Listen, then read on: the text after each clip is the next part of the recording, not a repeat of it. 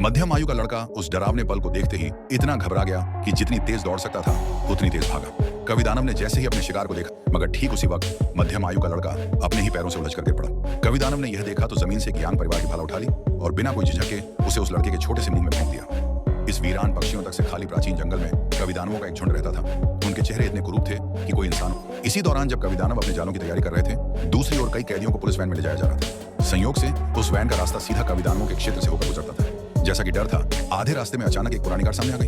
उसने लोहे की जालियां फेंककर पुलिस वैन को रोकने की कोशिश की और लगातार अपनी पुरानी गाड़ी से वैन को टक्कर मारने लगी। इससे वैन का संतुलन बिगड़ गया और वह सीधा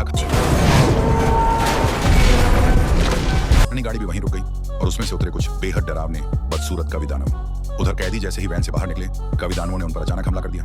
एक पुलिसकर्मी जिसकी मोटी भौहें थीं, उसके गले में जहरीला तीर जला। ये देखकर दयानियु नाम का एक सिपाही जल्दी से जमीन से बड़ी बंदूक उठा लेता है और अंधेरे जंगल की ओर कई गोलियां चला देता है। इससे वे छिपे हुए कवि दानव थोड़ी देर के लिए डर कर भाग गए। कुछ देर बाद सबको मजबूर होकर पैदल ही आगे बढ़ना पड़ा।